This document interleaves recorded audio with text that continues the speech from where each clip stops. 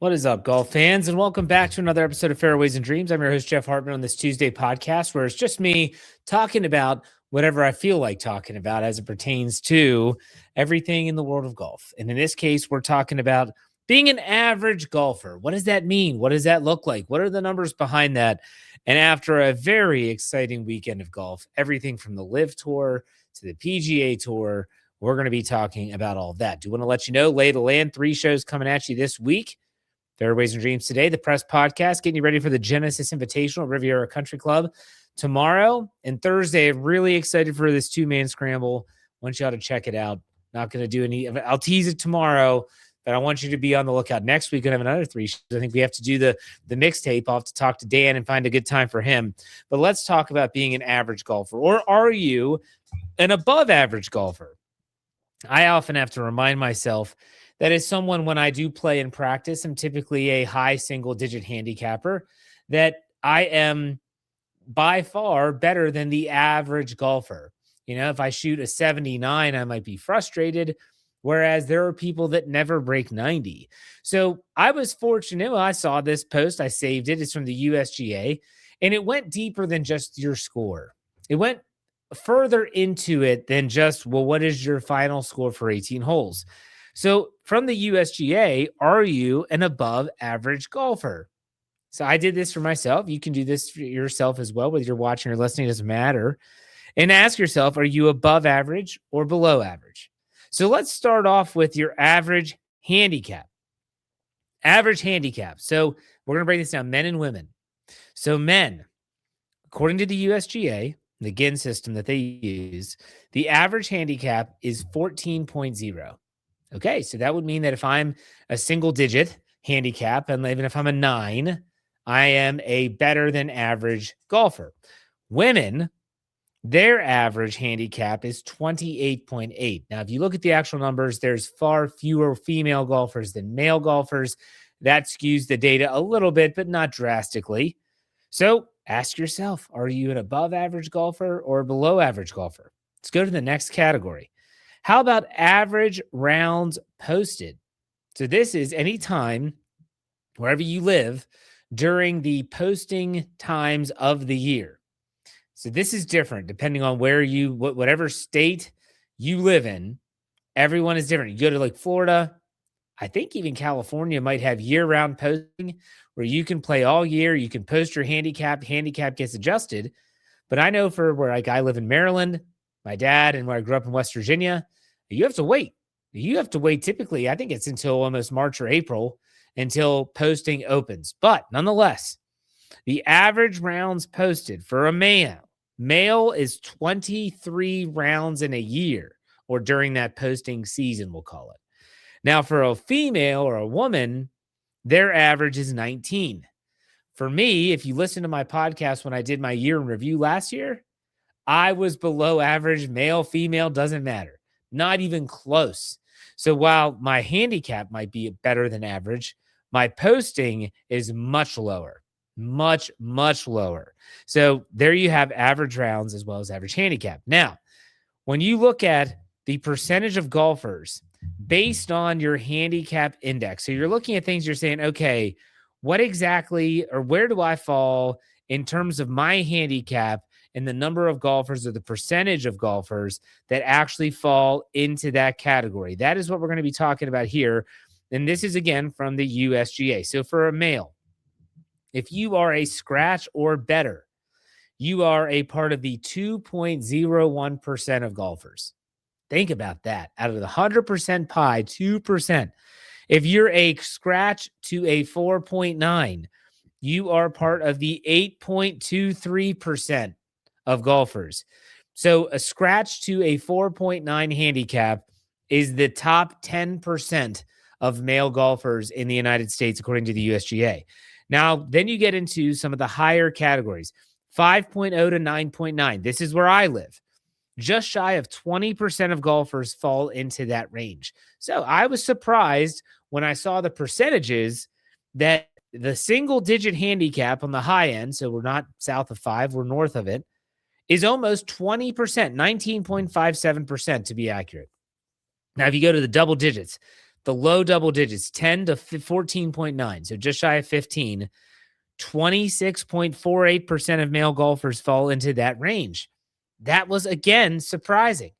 Because you think about a 10 handicap, they're still shooting in the 80s. This tells me that there's more mid golfers than there are really, really bad golfers. If you go to the 15.0 to 19.9, 22.20% of golfers fall into that category. So you do the quick math. You have 20% from 5 to 10, 10 to 15, you have 25%, and then you have 22% from 15 to 19.9. Those three categories make up the vast majority of golfers. So that tells me that for males that are part of the USGA system, that obviously put in their scores and their rounds, the majority of golfers are anywhere between 5 and 20. That actually sounds right. You also go into the 20 to 24.9. That's 12.43%, 25 to 29.9. Now we're talking about close to a 30 handicap, 5.59, and it gets way worse. And those numbers dip way below in the 5.1, now the 5.59. That's a 25 to 29. So that was very interesting. Now for females, I'm not going to go through the whole list of women's score. I know that their scratch or better is 0.85, so much lower. Scratch to 4.9 is 1.5%. Their majority comes at the 20.0 to 24.9. That is 15.84% of female golfers fall in the 20 handicap to 24.9. 25.0 to 29.9, 19.06% of female golfers. So the largest category of percentage for female golfers is 25.0 to 29.9. That's very interesting. And then lastly, 30.0 to 34.9, 16.71% for female golfers. So the three biggest categories, 20.0 to 34.9. in terms of handicap. But it also goes to illustrate why the average female handicap is 28.8, according to the USGA. So let's continue with posting frequency. So scores posted and the percentage of golfers that fall into this category. So scores posted, if you post 20 or more, well, you fall into the category of 38.6% of golfers who post more than 20 rounds in a year. 50 or more. So if you play 50 rounds or more during your season where you're posting, that is 13.9%. If you post more than 75 rounds, that's 6.2%. And if you happen to post over 100 rounds during a season of play, that puts you in the 2.7% category. I thought these numbers were fascinating. I honestly do. And I always say this when I come home from golfing, and let's say I don't play particularly well and I shoot, let's just say it's an 81, just bogey golf. I shot an 81. I come home, my wife she'll play along and say, how did you play today? Typically she asks how the kids played before she asked me, but nonetheless, how did you play? I'll say, oh, not too great. Shot an 81. And she'll often say, there are some people that would kill to shoot an 81. And some of these numbers remind me that, yes, that is factual. Some of these numbers also remind me that I'm slacking in a lot of ways too. I'm not playing enough, posting enough rounds because I'm not playing enough rounds. It's not that I'm sandbagging it here. I'm not posting a 72 because I don't want it to impact my handicap. No, that's not me. I'm just not golfing enough. And so really interesting. But I do want to go back to this. Something I talked about, and I check this every year. So the most recent data, this is not posting frequency or the percentage of golfers based on the index. I just wanted to look up what is the average 18-hole score here in 2026. The average 18-hole score is anywhere between 94 to 96. So the next time you go out and shoot an 83 and you feel like you want to quit the game, remember, the average golfer would kill for that score. And if you happen to post a 72, or maybe you break 70 and you shoot a 68 or a 69, the average score is 94 to 96. Also, men, the average score is closer to the mid 90s. So it's like 92 to 94, whereas females, their average is closer to 100. So maybe 97 to 99. But you put them all together, the average 18-hole score is 94 to 96. I thought this was a good exercise. For me, I can't golf yet. Yes, it's warming up. Yes, we got some rain. And yes, the snow is melting, but there's still too much snow, and it is a swamp out there right now. So I honestly thought about going to the driving range the other day, and I said, I don't want to just go out there and then not be able to go out for another month. So I'm just going to wait, take a little wait and see approach. Been practicing my putting here in the house, working on some fundamental things. I'm excited for this season. We're going to change some of these things where I was below average. I feel it. I feel it in my bones. All right, let's talk about the latest news in golf. I want to give a big shout out. I normally don't talk about Live Golf, but Live Golf's in Australia, and Anthony Kim went out and he outlasted Jon Rahm and Bryson DeChambeau in Australia to win the Live Golf event. Now, he took the 4 aces spot that was previously held by Patrick Reed, and this was a guy that, I mean, he fell off the proverbial face of the earth. And he got into some really bad stuff, drugs, eventually got married, has a child, was his first win. And this was someone who was just looking for a place to play. And so Liv said, sure, we'll let you come on and just play in tournaments because, well, it's going to bring eyeballs to him, right? And what's crazy is that Anthony Kim winning this tournament, I think it was Adelaide in Australia, which had an unbelievable, I mean, I don't know why the PGA Tour doesn't go to Australia. These people love it. Nonetheless, the biggest needle mover so far, in my opinion, in Liv's creation, meaning going back to when they started, was Anthony Kim winning. Jon Rahm winning doesn't move the needle. Bryson DeChambeau winning an event, no one cares. And when you go back, Patrick Reed, if he won, if Brooks Koepka won, no one cares. I think I almost feel like this was the first and probably their only feel-good story. Because you have this guy in Anthony Kim that some people felt was left for dead. And that's not proverbial that we're talking about here. And he goes and he gets himself together and he lets that insurance policy expire that we all know about. And he goes out and he works and he grinds and he finally finds a way to win. If Brooks Koepka were to have won when he went to Live, everyone would say, well, that's kind of expected, right? He's playing against some lesser than golfers and he should win. Not Anthony Kim, though. I don't know how long this will last, but for him, good for him. Congratulations to Anthony Kim. Let's go to the next bullet point. Colin Morikawa, he breaks his drought, wins the first signature event of the PGA Tour season at Pebble Beach. Now, to keep everyone in the loop and remind you, this was Colin Morikawa's 7th win of his career. He's won majors, but this is his first victory since 2023 when he won the Bay Current Classic. And in case you don't know, and I didn't until I looked it up, that is 848 days. 848 days since Colin Morikawa's last victory. That is absolutely stunning. Kudos to Colin Morikawa. It was a great win for him. He was able to announce that he and his wife are expecting their first child later in the year as well. And I just have to say, I'm not going to talk a ton about Colin Morikawa. He's been so close the last few years. I think back to last year's Arnold Palmer Invitational, another signature event, and he had the lead in the final round. And it was Russell Henley who chips in, and then it broke Colin Morikawa. It broke him. He didn't come back and win. Russell Henley won that tournament, and Morikawa's struggles were well known and well documented. So a big shout out to him. And being iced the way he was with Jacob Bridgman down by the beach, he was waiting forever. Morikawa, everyone was waiting for him to collapse. Everyone was waiting for the playoff. No, he birdies 18, finds a way to win. Kudos to him. But let's talk about some other statistics from this event and also by proxy, the beginning of this tour, this PGA Tour season.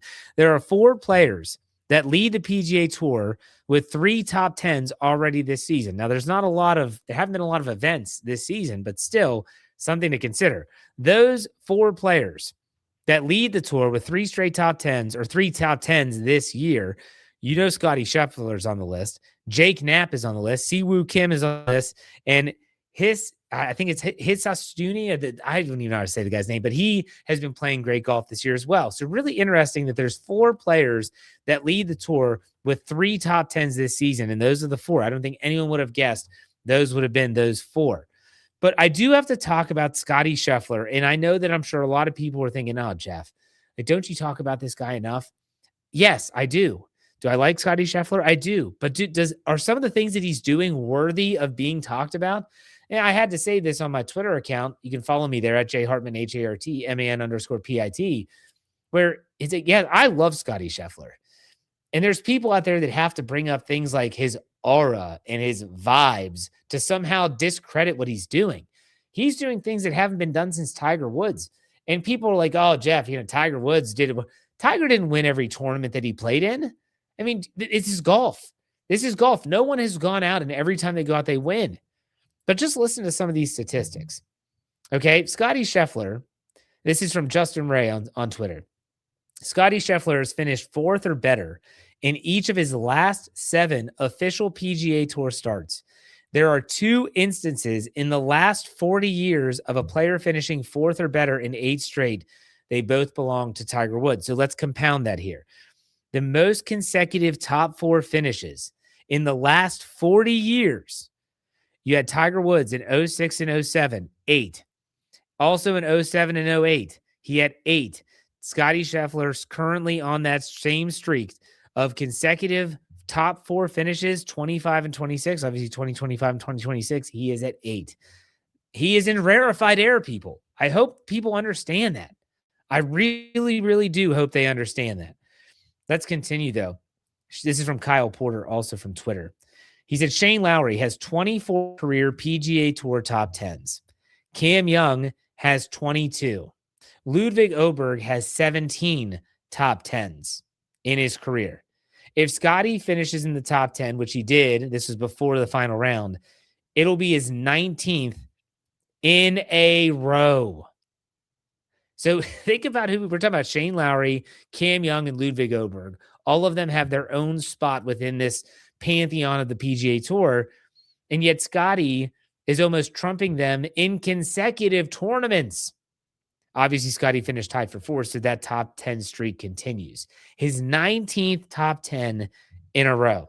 And I know there's a lot of people that get very bored with Scotty Scheffler, but you have to talk about some of this stuff. Scotty Scheffler this season so far, his round 4 scoring average is 64.33. So every time he's played and teed it up this year, he has averaged on Sunday 64.33. This is incredible. He has 18 straight top 10s, 9 straight top 5s.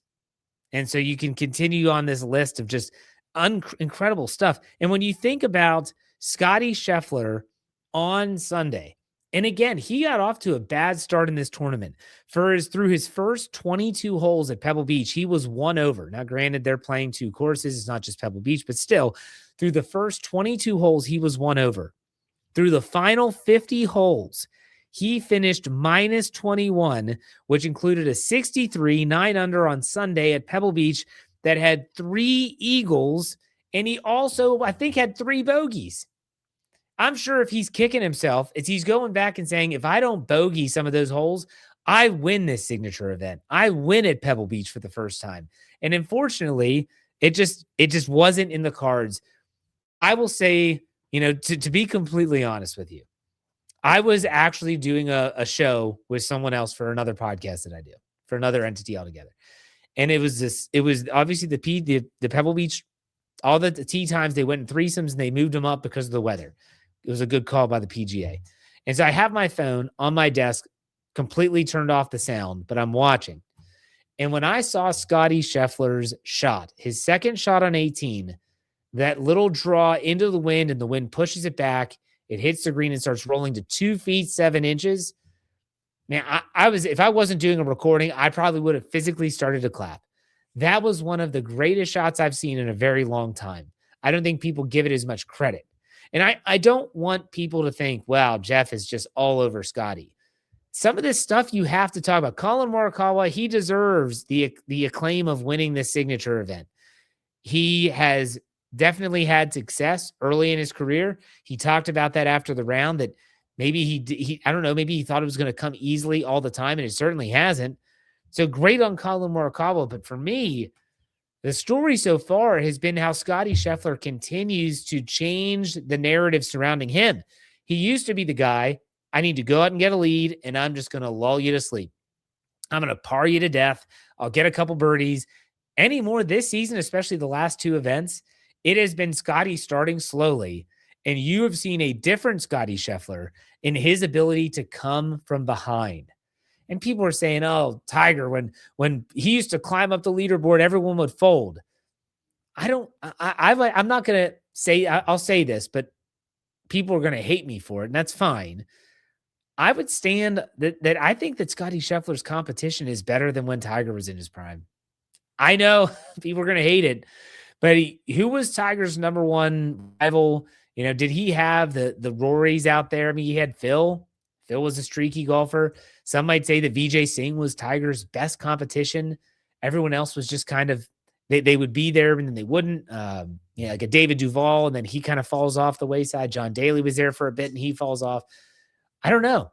That might be a discussion for another time. Who had the best competition during their prime? But I also wouldn't do that until Scottie Scheffler continues to play this way, continues to match some of Tiger Woods' stats and some of the things that he's done in his career.